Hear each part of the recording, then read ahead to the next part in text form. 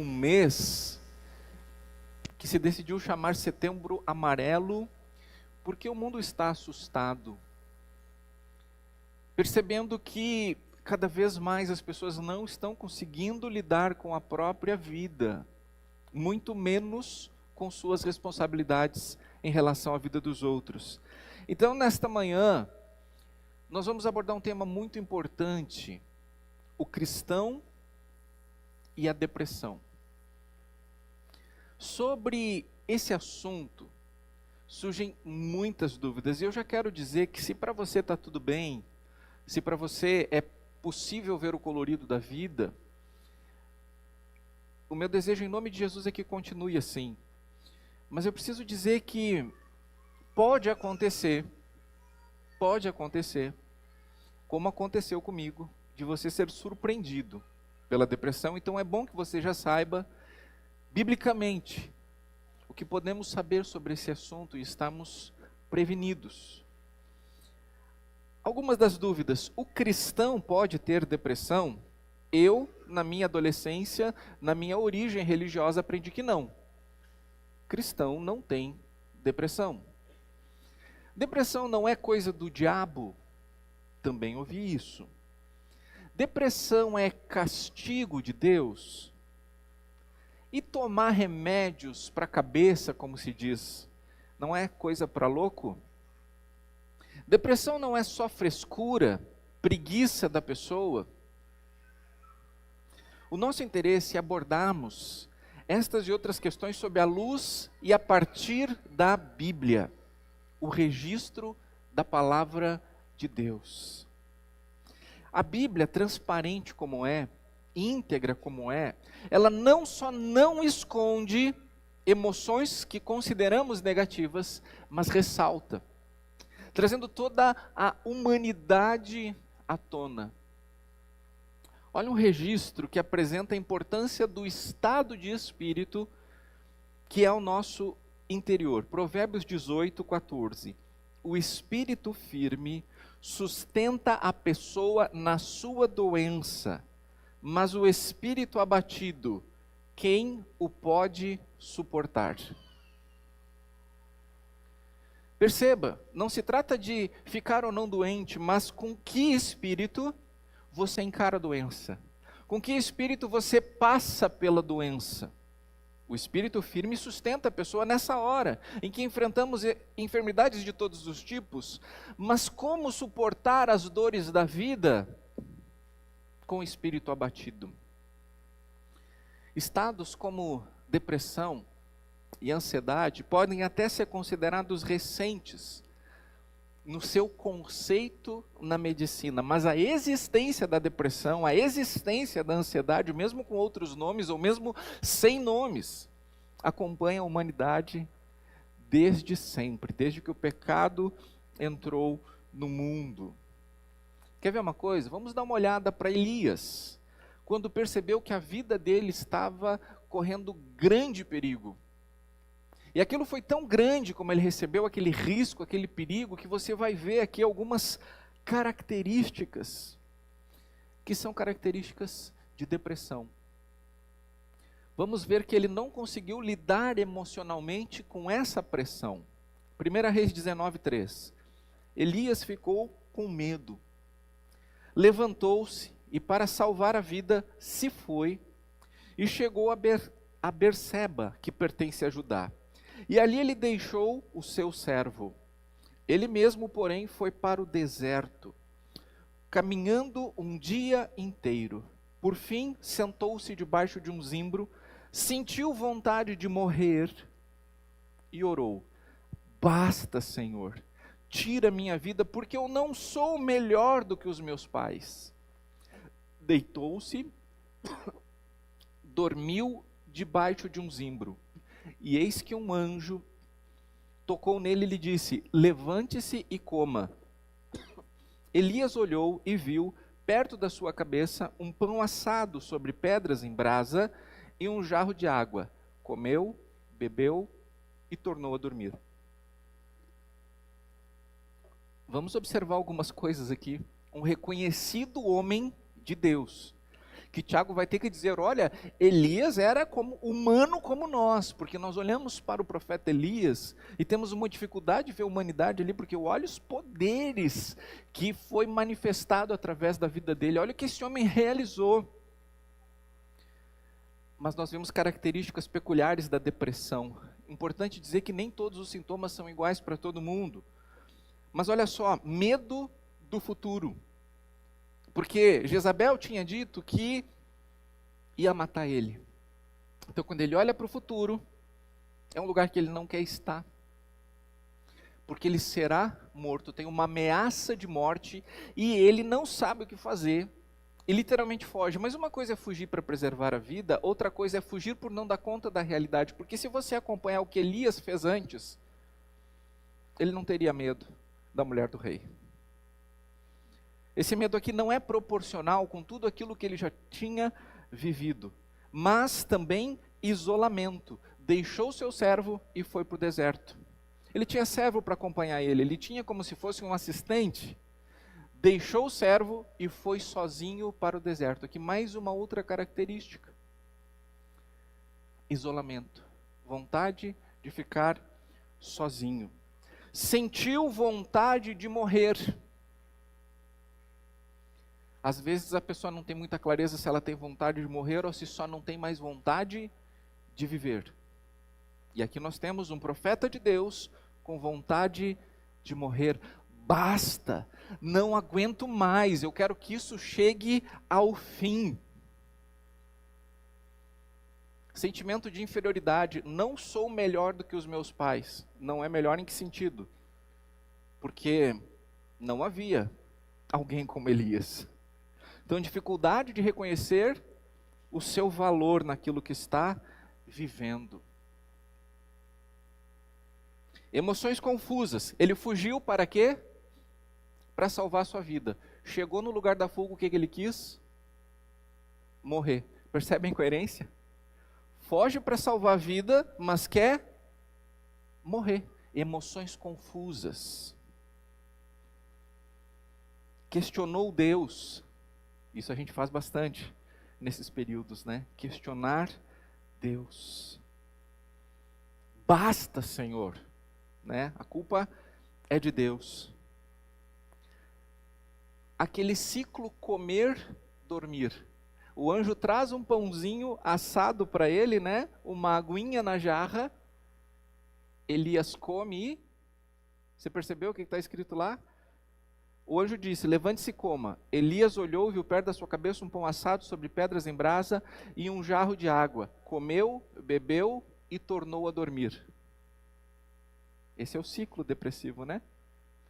Ter que comer muito esforçadamente ainda e cama de novo. Então o que nós vemos aqui é um homem que, pela distância temporal, nós não podemos trazer um diagnóstico, mas com características claras do que hoje nós consideramos um estado depressivo. E nós temos o relato bíblico de mais pessoas que chegaram ao ponto de também não terem mais prazer na vida, ou mesmo terem o desejo de morrer. Noemi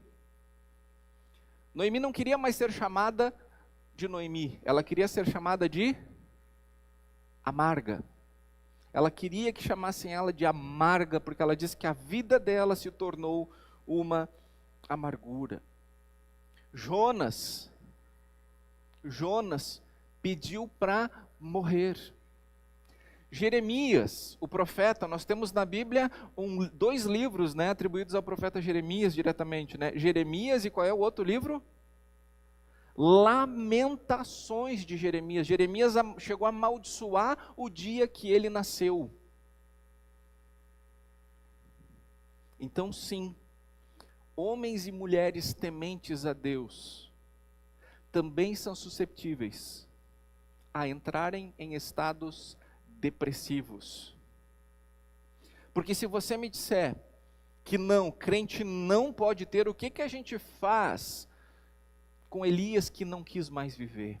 Com Jonas que não quis mais viver?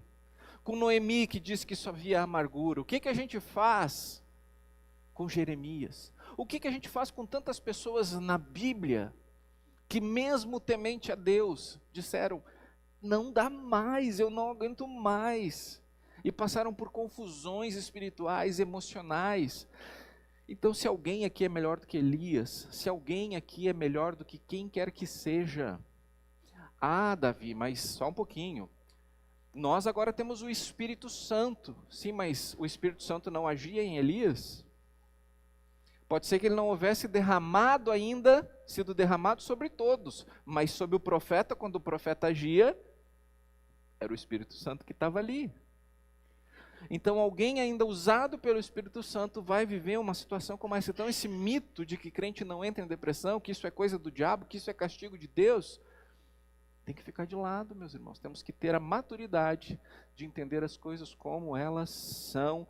Em relação a nós mesmos, nos darmos o espaço para esse reconhecimento e não julgarmos as outras pessoas.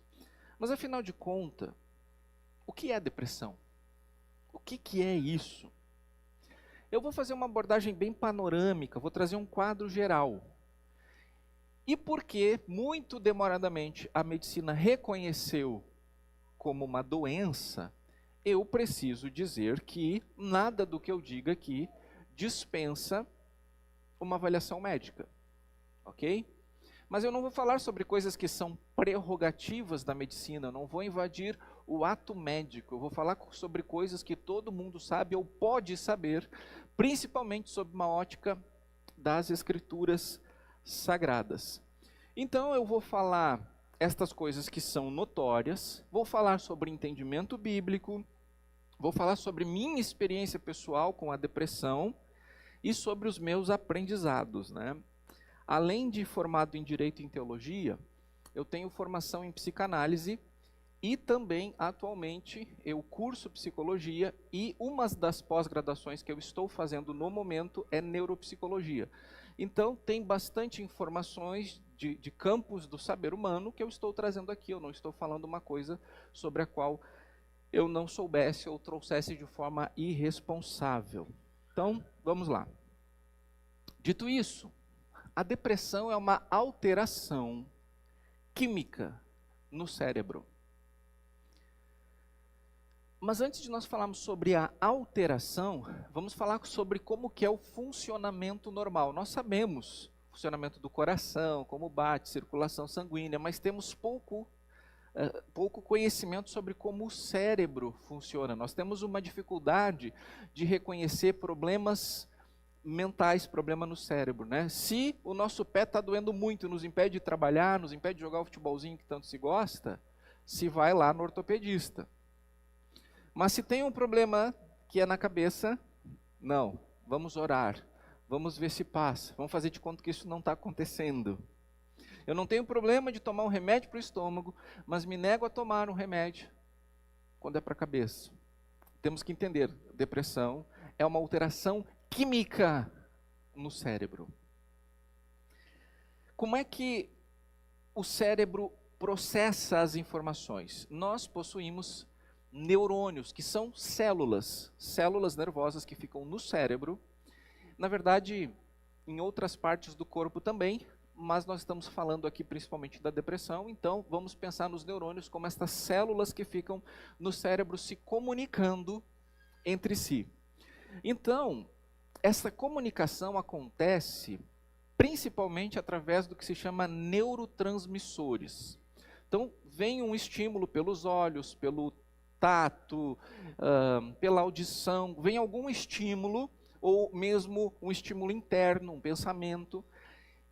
Só que isso, para ser percebido, compreendido, processado e reagido, essa informação precisa circular, ser construída, passar por várias partes do nosso cérebro.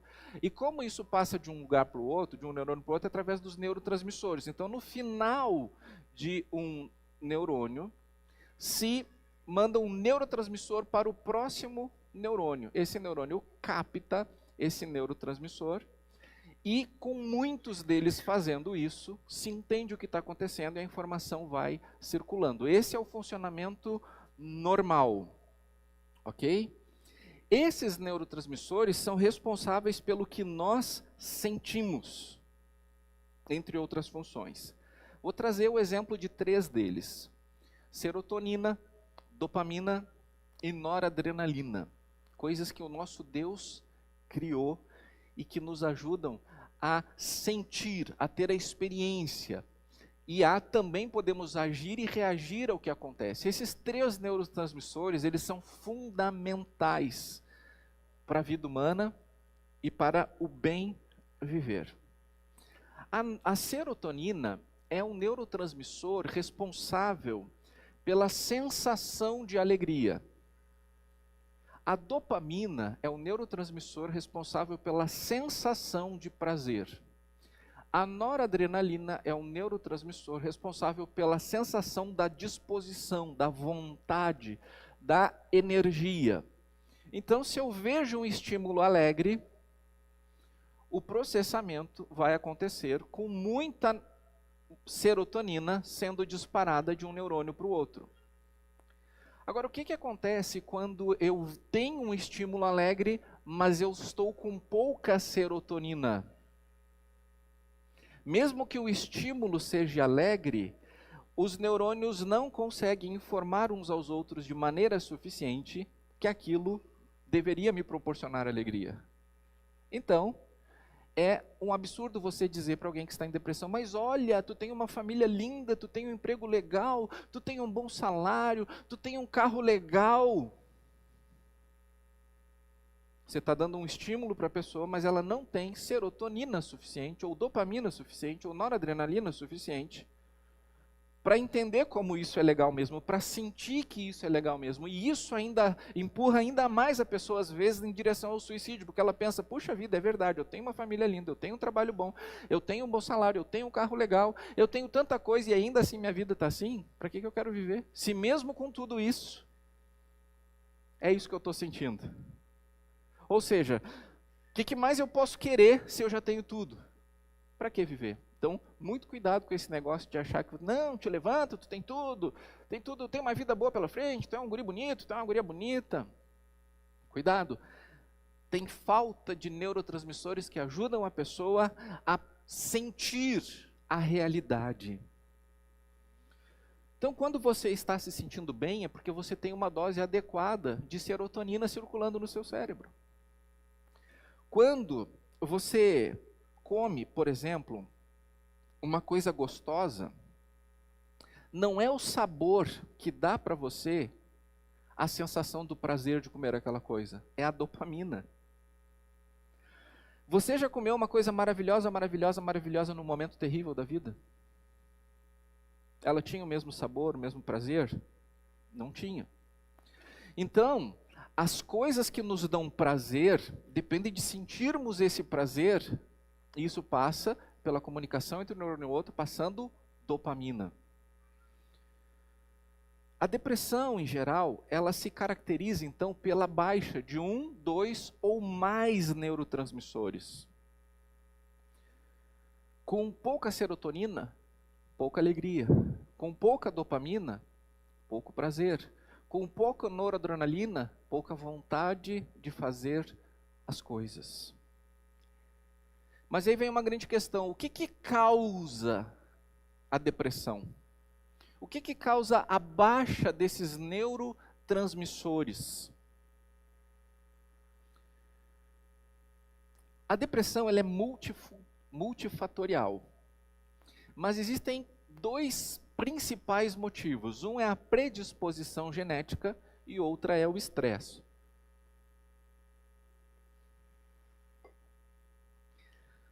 Isso não significa que todos os indivíduos com predisposição genética vão entrar em estado depressivo e não significa que todas as pessoas que passam por estresse vão entrar em depressão. Nós estamos falando de possíveis causas, as maiores causas, mas elas não são absolutas.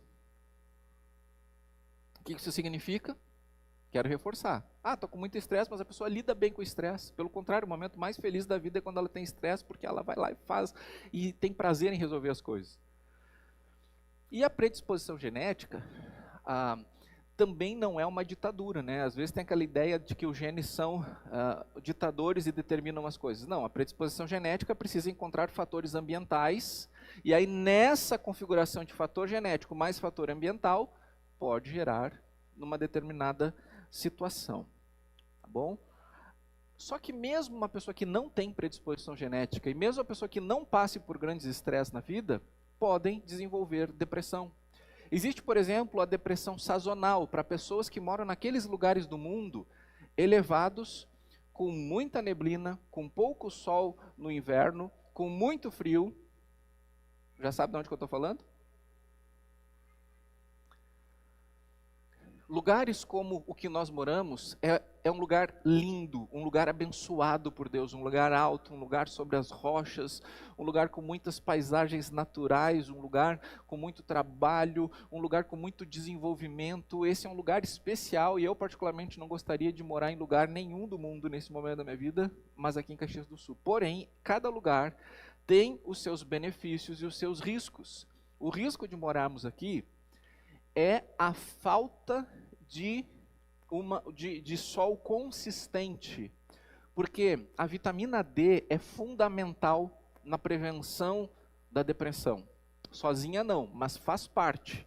Então nós temos que ter ali 40 de vitamina D, quanto mais melhor. Claro que não pode chegar em níveis muito elevados, porque daí tudo que é demais faz mal. Só que é o sol que faz com que o nosso corpo sintetize o que conhecemos como vitamina D. Então, pouco sol, pouca síntese de vitamina D. Pouca vitamina D, cenário favorável para a depressão. Isso que se chama depressão sazonal. Então, vá para o sol. Tá, mas cadê o sol? Então, suplemente vitamina D, obviamente, com profissionais que eles possam prescrever isso adequadamente. Tá? Um parênteses, a dose adequada seria 2.000 UI por dia, 7.000 por semana, 14.000 de 15 dias e 50.000 se você estiver assim, se arrastando sem pegar nenhum tipo de sol aí, tá bom? Mas isso precisa pelo menos de uma orientação médica. Agora, qual será o fator mais preponderante do nosso tempo para a depressão? É o estresse. Eu vejo uma após outra pessoa se estressando, se estressa com tudo, se estressa uma semana, duas, se estressa um mês, se estressa um ano, 2, e pum, depressão. Mesmo que não reconheça depressão na sua vida. Porque o estresse, ele pode ser esse estresse contínuo, uma vida estressada, mas também pode ser um grande acontecimento que leve a um grande estresse pós-acontecimento, que foi o meu caso. Eu tive um grande acontecimento com o qual eu não consegui lidar na minha vida e pum, entrei em depressão. Mas o mais comum é as pessoas viverem um estilo de vida estressado, um estilo de vida ansioso, que então a leve. Ah, mas a gente não resolve isso com Deus, porque a Bíblia diz: não andem ansiosos por coisa alguma, antes façam os pedidos e súplicas conhecidos a Deus. E a paz de Deus, que excede todo o seu entendimento, guardará você em Cristo, guardará o seu coração em Cristo Jesus. Olha só, tem uma coisa que eu digo com muito temor. Deus pode mandar paz para você, e Ele manda. Mas se Ele não elevar sua serotonina, você não sente a paz. É como se você não tivesse os braços e Deus mandasse para você um carro. Você pode dirigir? Pode, tem gente que dirige. Mas não vai ser do mesmo jeito, vai ter que adaptar. Ou é como se Deus desse uma bola para você e você não tivesse os braços e as pernas. Então não é que Deus não dá paz, não é que Deus não dá alegria ao depressivo, não é que Deus não dá um monte de coisa, mas o nosso estilo de vida prejudica a nossa capacidade de sentir a paz que excede todo entendimento, percebe? Então a gente está clamando por paz, clamando por alegria, mas o nosso estilo de vida, aquilo que a gente faz, aquilo que a gente come, ou deixa de fazer, ou deixa de comer, fazem com que o nosso corpo não tenha a capacidade de perceber aquilo que Deus está mandando o tempo todo. Eu não me sinto amado, mas será que Deus não ama você? Eu não me sinto feliz, mas será que Jesus não está mandando alegria? Porque Ele disse: tenho dito-lhes essas coisas para que a minha alegria esteja em vocês e a alegria de vocês seja completa. Mas eu não me sinto alegre. Bom, então vamos investigar. Por que você não sente a alegria? E a depressão, por conta desses neurotransmissores, nos impede de sentir a alegria, o prazer, a vontade, ou tudo isso ou algum desses. Para você entender o processo físico disso, né, e hoje eu estou fazendo questão de trazer bastante disso para você entender processo, porque a gente só muda a nossa vida quando a gente realmente entende o que acontece. Imagina que venha um pitbull correndo na sua direção, e ele vem com cara de pitbull louco mesmo, e para ficar mais ainda dramática a coisa, são 3 pitbulls. 3 pitbulls, um chow-chow e um pincher um pouco mais atrás. Mas eles vêm com aquela raiva. Nesse momento, por estímulos sensoriais, como por exemplo a visão, o hipotálamo manda uma mensagem através de neurônios lá para a hipófise. E diz assim, o que a gente faz? Aí a hipófise, para levar a gente a tomar uma decisão, manda uma mensagem para as glândulas suprarrenais, as que ficam em cima do rins, e estas glândulas inundam nossa corrente sanguínea de cortisol e alguns outros hormônios que nós chamamos de hormônios do estresse. Esse cortisol inunda o nosso cérebro, e aí aquela sensação de ver os bichos correndo na nossa direção é o cortisol que está fazendo. Porque o cortisol leva você a 2 decisões possíveis. Você lembra quais são? Fuga ou luta, né? Se eu estiver com você, eu prefiro que você lute. E eu fujo.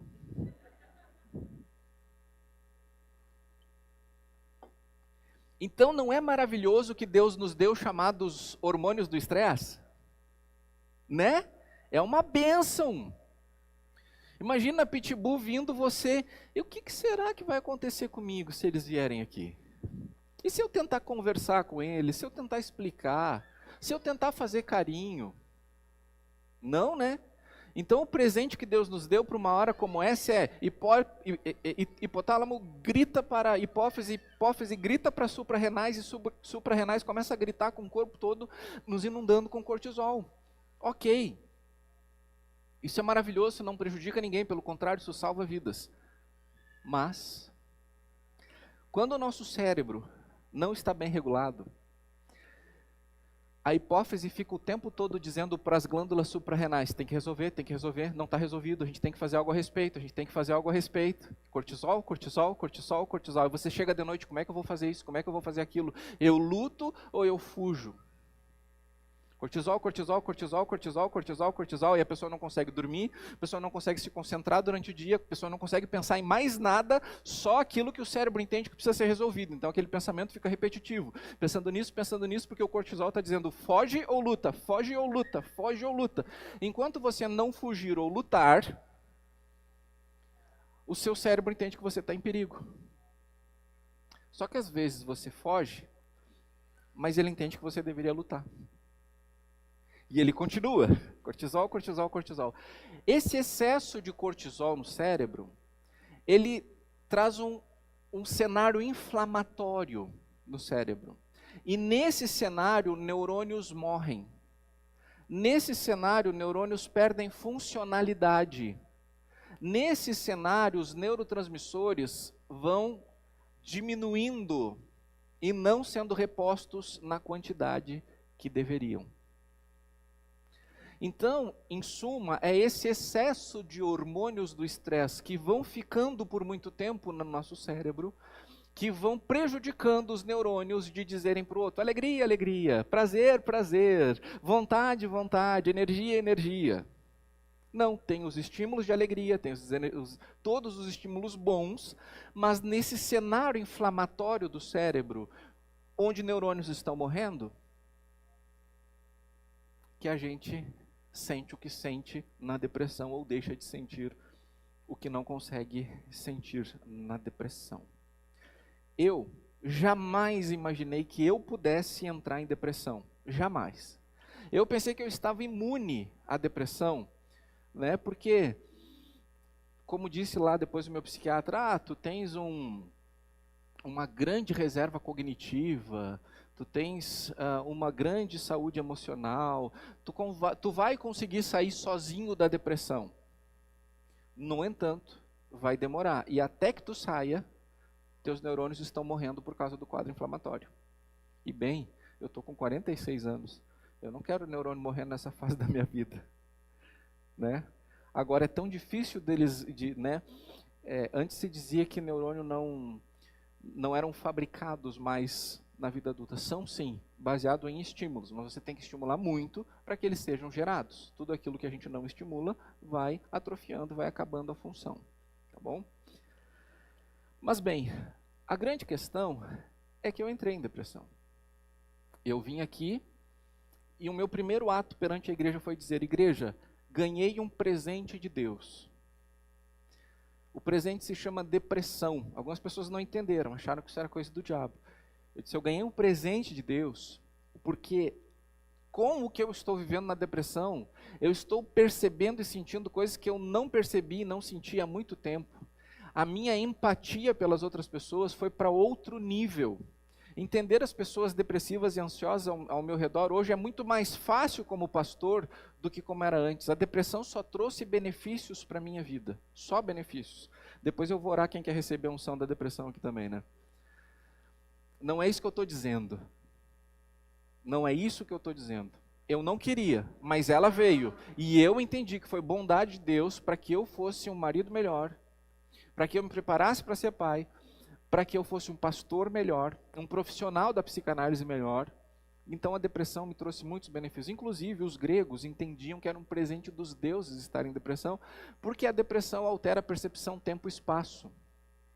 Então aquelas coisas de que a vida é um sopro, ou aquelas coisas de que um segundo parece 1000 anos, você entende diferente o tempo, você entende diferente o espaço. E quando você intencionalmente decide não desperdiçar isso, e aí tem a ver com a reserva cognitiva, ou seja, tem que estudar, tem que ler, tem que manter o cérebro ativo, tem que ir atrás, não pode só viver trabalhando, comendo, dormindo, trabalhando, comendo, dormindo, para poder entender aquilo que você está vivendo e não deixar desperdiçar, que não seja dor pela dor. Mas eu vivi essa depressão. Teve a ver com o nosso processo de adoção anterior, que deu tudo errado, porque não era o nosso filho, não era a nossa abelhinha, né? Se você quer entender o processo de adoção na nossa vida, tem um vídeo no YouTube, no nosso canal da igreja, onde eu conto, né, como que uma abelhinha Deus enviou na nossa vida e como essa abelhinha é o nosso Felipe. Mas no processo anterior deu tudo muito errado. E ter dado muito errado, né? Puxa, era o 5º filho que eu estava perdendo de alguma maneira, me levou a uma crise de fé. E eu não estava preparado para o tamanho daquela crise de fé. E aquela crise de fé me levou para a depressão. Não é que a gente não possa ter crise na fé. Eu estou dizendo que o volume da crise de fé que eu mesmo permiti crescer me derrubou, me levou à depressão. E no meu caso, a depressão se manifestou com medo e desesperança em relação ao futuro. Normalmente você olha assim, olha, nós vamos comprar um carro, tu quer uma BMW ou uma Mercedes? Você pensa qual que é o melhor, você consegue ter uma ideia de melhor. Mas na depressão as duas coisas são ruins. Quando você está bom, uma delas é melhor ou as duas são boas. Mas na depressão as duas são ruins. Você pensa como vai ser ruim ter qualquer um daqueles carros. É uma coisa bem irracional. Mas quando se pensa em futuro, qualquer opção era terrível. Então quando chegamos num ponto de ser possível ter filhos ou ser possível não termos filhos, qualquer uma dessas circunstâncias me esmagava. O medo do futuro era terrível. Eu também perdi o sentido da vida. Para quê? Por que eu estou vivendo? E no meu caso, trabalhar foi muito importante. Continuar servindo a igreja foi muito importante, porque ali eu sentia uma ideia de propósito. Embora o nosso propósito não seja fazer, o fazer foi uma das únicas coisas que ainda me manteve com sentido de vida. Porque eu não perdi noradrenalina, entende?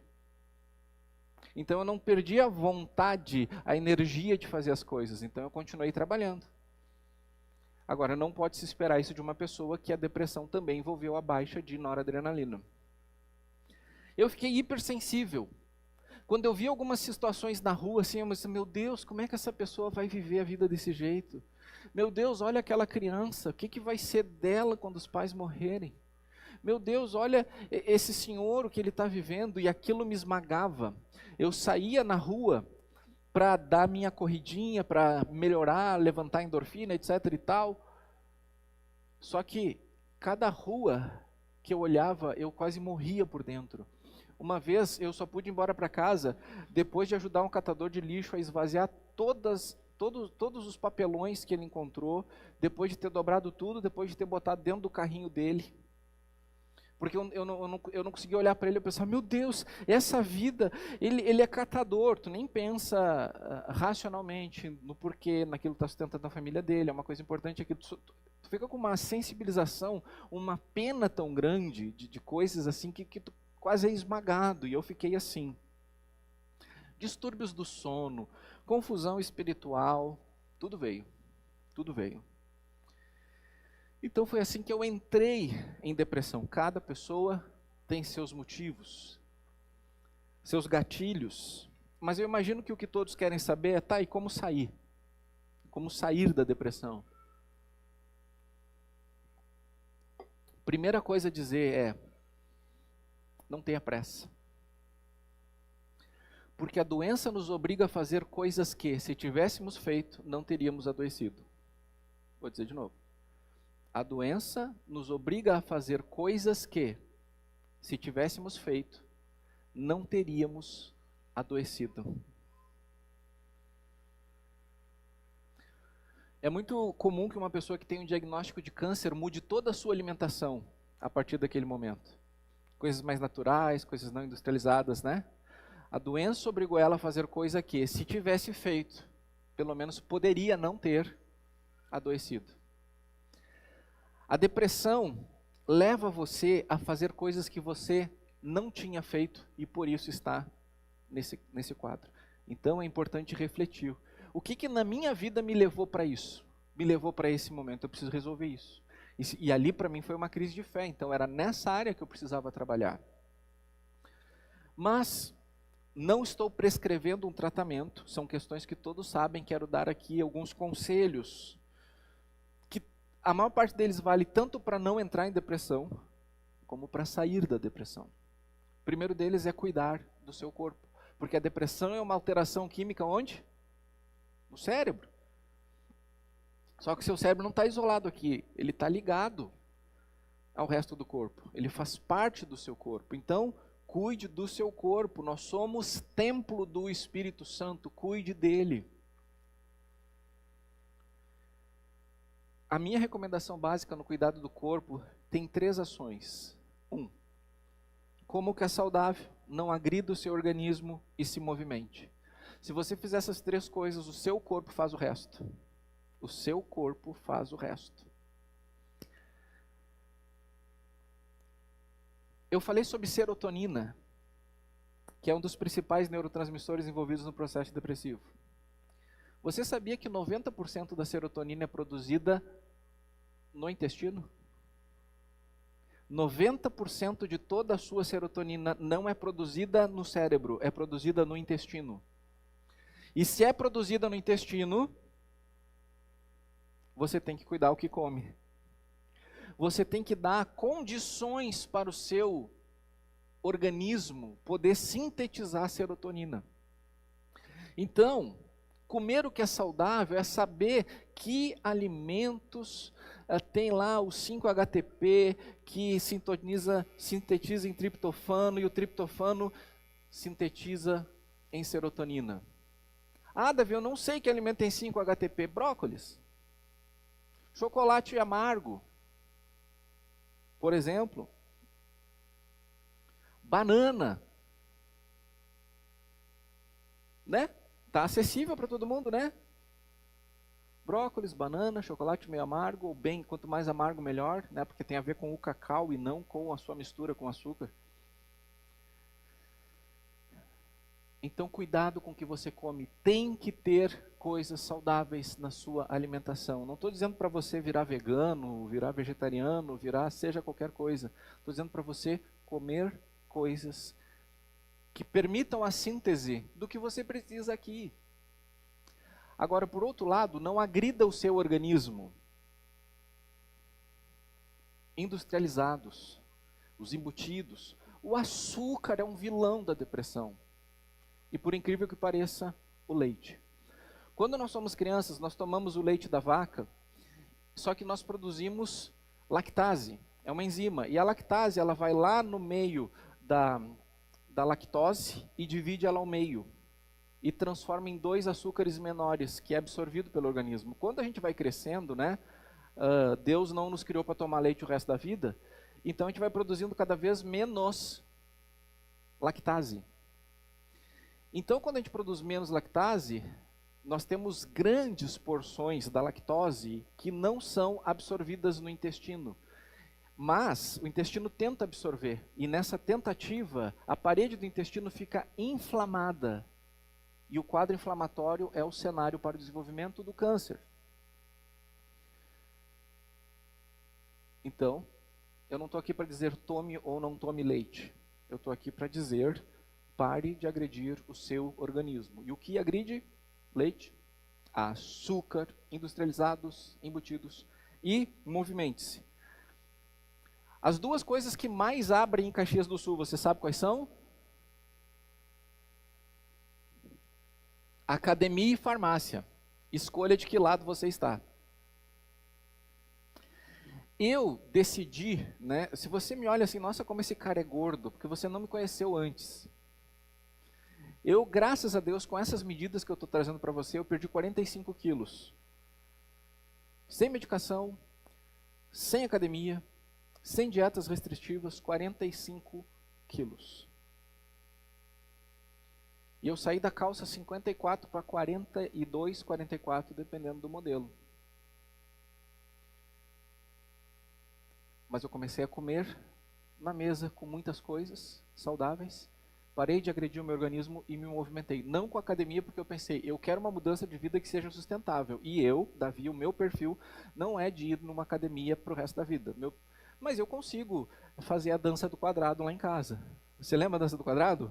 Ado, ado, cada um no seu quadrado, eu disse ado.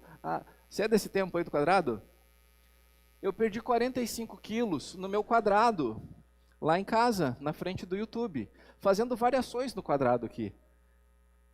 Mas tem que se movimentar.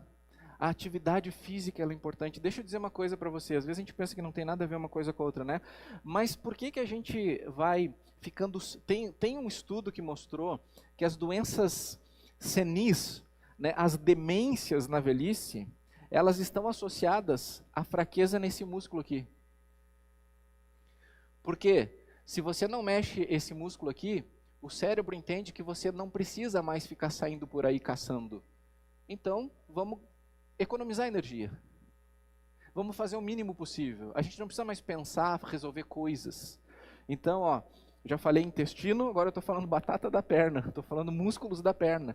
Então, o exercício de sentar e levantar sem o auxílio das mãos, vai para o YouTube. O YouTube tem bastante coisa interessante.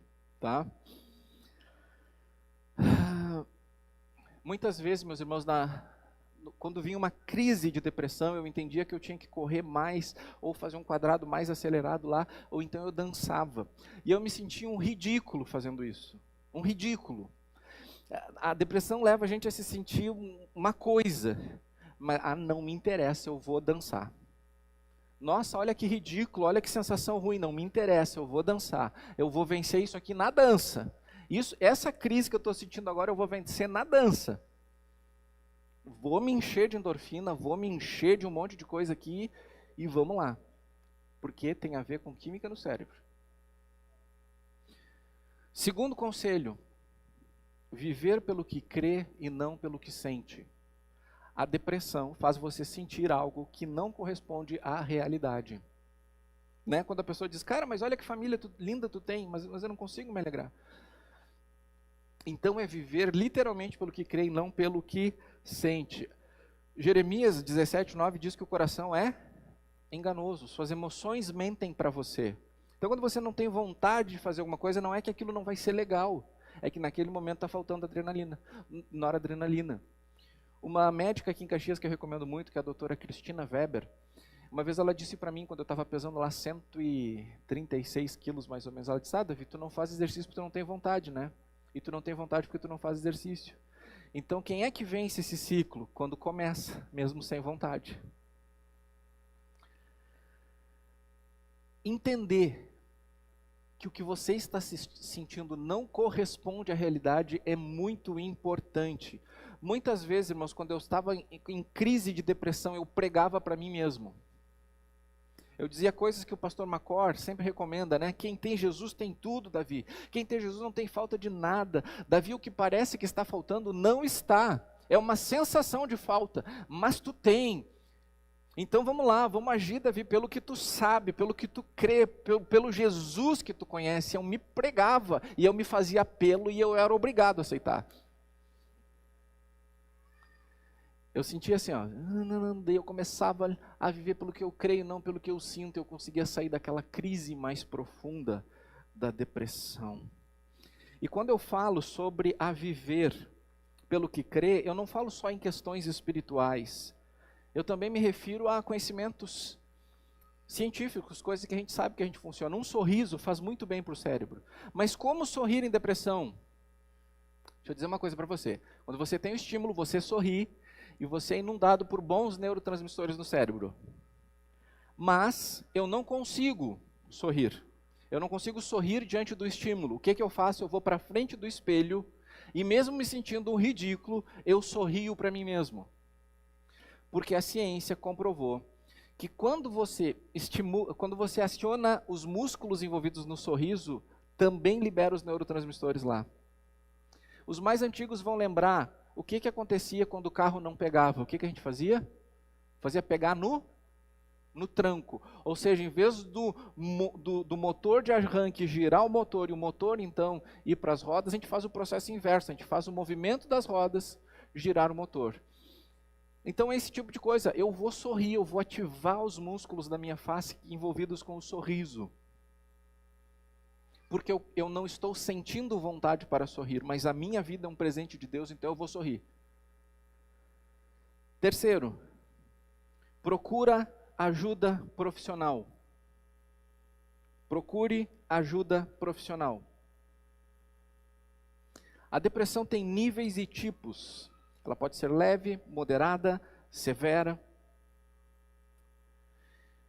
E dependendo disso, você vai precisar de uma intervenção mais rápida, maior, diferente. Então eu quero recomendar, vá a um psicólogo, vá a um psiquiatra. Não é pecado ir a um psicólogo.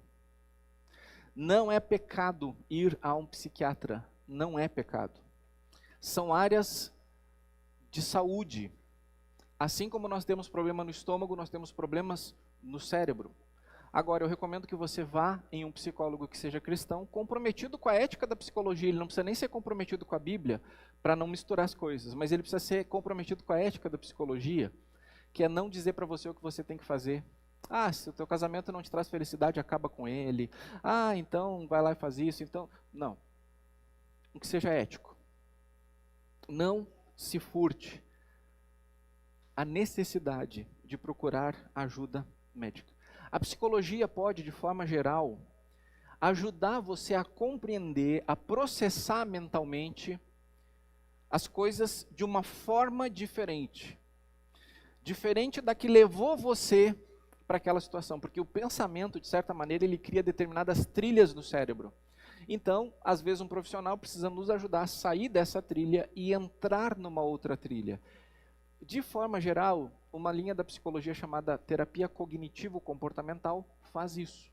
Mas uma outra linha, que é a que eu trabalho mais, que é a psicanálise, procura entender onde que se originam essas trilhas, para que, o que a cognitivo-comportamental faz é tirar daqui, colocar aqui, mas se não está resolvido, de verdade, de fato, a trilha volta. né? Então a psicanálise trabalha lá nessa questão da formação da trilha, vamos dizer assim, tá?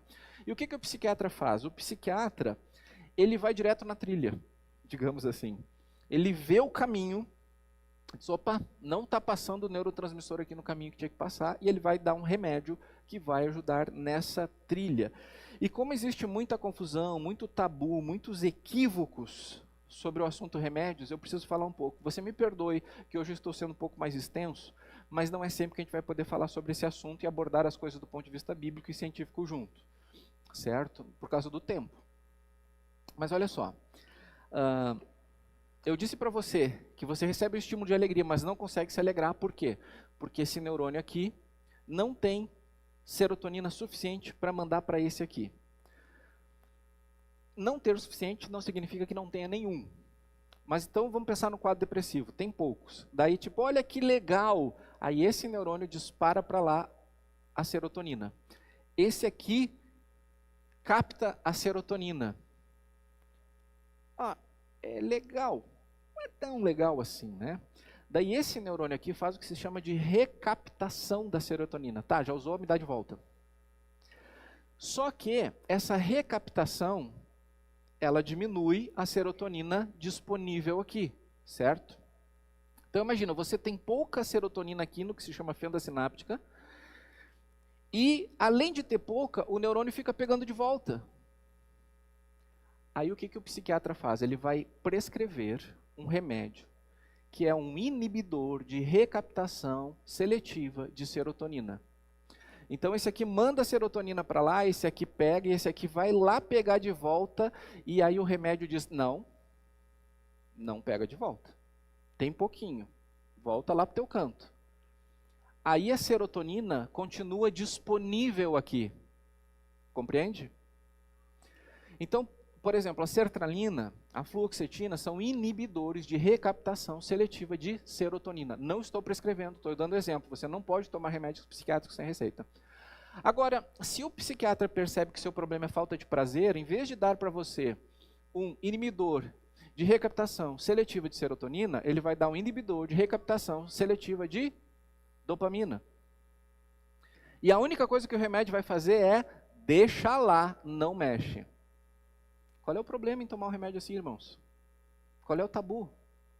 Qual é o problema? Tem algum problema nisso?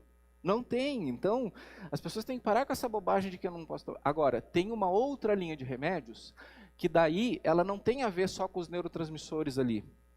São remédios que anestesiam a pessoa para a realidade. E normalmente é quando a pessoa tem uma tendência suicida que o médico percebe muito grande de fazer ou de causar mal a outras pessoas, então ele vai prescrever uma outra linha de remédios. E esta linha de remédios, sim, ela vai dar aquela anestesiada na pessoa. E bem, diante de grandes e grandes e grandes emergências, use-se. Quem sou eu para dizer que não? Mas eu estou falando não de casos tão extremos assim, tá? Inclusive, deixa eu falar uma coisa para você. Cuidado com a internação de pessoas, porque às vezes a pessoa está em surto e se jogam pessoas numa clínica lá e a única coisa que eles fazem na clínica é entupir a pessoa desses remédios que anestesiam ela para ela não se matar. Depois que ela volta para casa, não foi feito nada. Nada. E normalmente essas clínicas têm um cenário muito, muito ruim, então tem que ter muito cuidado. Elas são importantes quando funcionam bem, certo? Dito isso, meu irmão, se o médico prescreveu, lê a bula, pesquisa no Google, mas toma. Principalmente os inibidores de recaptação de alguma coisa. E se o médico der para você um outro tipo de remédio, vai num outro e pergunta se realmente é isso. Ok? Eu tenho psiquiatras que eu posso recomendar, inclusive tem uma que é membro da igreja, que é a Bruna, ela atende online, ela é uma excelente profissional, tem um valor correspondente ao tamanho da profissionalidade dela, mas ela não vai trazer nada para você que não seja o que realmente você precisa, ok? Então, tem prescrição, tome o remédio. E uma coisa, nunca se para de tomar remédio para depressão da noite para o dia. Esse é um erro grave, porque a pessoa primeiro, ela toma uma semana, acha que não melhorou, para. Remédio para depressão vai fazer efeito 20 a 30 dias depois. Começar a fazer efeito. Segundo, Uma pessoa que tem um episódio depressivo na vida tem 60% de chance de entrar de novo no futuro. E se tiver o segundo, tem 90% de chance de entrar no terceiro. Então você tem que sair bem de uma depressão. Ou seja, eu estou em remissão da depressão há praticamente 1 ano. Mas eu ainda continuo tomando remédio num processo de desmame. Para não bagunçar as trilhas que foram refeitas ao meu estado anterior. Ok? E o último conselho, confiar em Deus. Mesmo em depressão. Mesmo em depressão. Deus não abandonou você. São seus neurotransmissores que não têm quantidade suficiente para que você sinta o amor de Deus. Jesus teve um episódio depressivo muito severo no Getsemane. Mateus 26, 37 e 38. Jesus começou a sentir-se tomado de tristeza e angústia. Eu não poderia dizer um estado depressivo até aqui, mas olha o que ele continua. Então lhes disse: a minha alma está profundamente triste até a morte. Não acho que Jesus estava em depressão, mas aqui tem um episódio depressivo.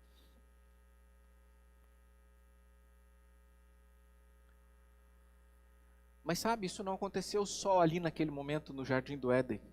Desculpa, no jardim do Getsemane. Olha o que Jesus sentiu na cruz. Mateus 27, 46. Por volta de 3 horas da tarde, Jesus clamou em alta voz, dizendo: Deus meu, por que me desamparaste?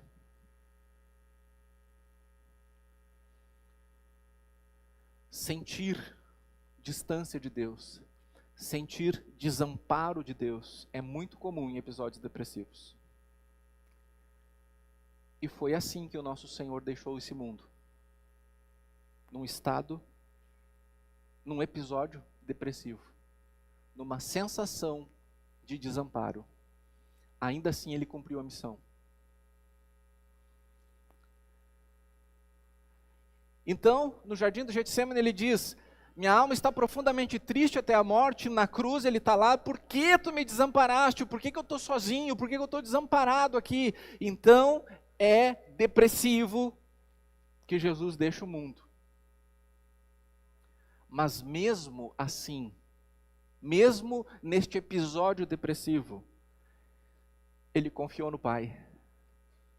As últimas palavras de Jesus, Lucas 23, 46. Então Jesus clamou em alta voz: Pai, nas tuas mãos entrego o meu espírito. E dito isso, expirou. O que ele sentia em relação a Deus Pai nessa hora? Ele sentia Deus Pai perto? Sim ou não? Ele sentia que Deus estava perto dele? Na hora da cruz, que ele estava sangrando, que ele estava com dor, ele estava sentindo que Deus Pai estava perto? Sim ou não? Não, porque ele diz: por que tu me desamparaste? Mas ele não agiu pelo que sentia, ele agiu pelo que sabia. E ele disse: Pai, nas tuas mãos entrego meu espírito. Você sabia que você encontra Jesus falando com o Pai o tempo todo, mas chega uma hora que ele não chama Deus de Pai, e ele diz: Deus meu, por que me desamparaste? Ou seja, ele não sentia nessa hora o Pai. Não sentia. Mas apesar de não sentir o Pai, seu último ato é um ato que declara: Pai, Pai, nas tuas mãos entrego o meu espírito. Dito isto, expirou. Não importa o que você esteja sentindo, não deixe-se de entregar para Deus. Mesmo que você sinta que está desamparado, que está abandonado, que está injustiçado, mesmo que você sinta isso, não deixe de entregar seu espírito a Deus. Não deixe de se lançar a Deus. Não deixe de se entregar a Deus. E a ceia do Senhor, que nós vamos celebrar agora, tem tudo a ver com essa dor de Jesus. Porque ele disse: pegando o pão e o cálice, disse: esse é o meu corpo, que é entregue por vocês. E este é meu sangue, vertido por vocês na cruz. E normalmente a gente pensa, né, na dor física do corpo de Jesus ser atravessado por enormes pregos e pelo derramamento do seu sangue. Mas você lembra de Jesus reclamando da dor física? Ele não disse: Deus meu, por que tu deixou eu estar sentindo essa dor? Por que tu deixou eu estar sangrando? Ele falou do que ele estava sentindo lá dentro. Por que me desamparaste? Lá no Jardim do Éden, ele não estava reclamando dos pregos que viria, mas ele estava falando do sentir, de entregar a sua própria vida, ter que beber um cálice amargo. Não é o corpo e o sangue de Cristo apenas envolvidos nesse ato. É o coração de Cristo expresso no seu corpo e no seu sangue. Então, quando você vier agora pegar os elementos da ceia, eu quero convidar a você vir refletindo sobre o que você tem sentido e a consagrar os seus sentimentos ao Senhor e dizer: Senhor, mesmo que eu não me sinta amado, mesmo que eu não me sinta perdoado, mesmo que eu não me sinta bem, mesmo que eu acho que existem coisas que nós dois precisamos resolver ainda, Senhor, eu me entrego a Ti.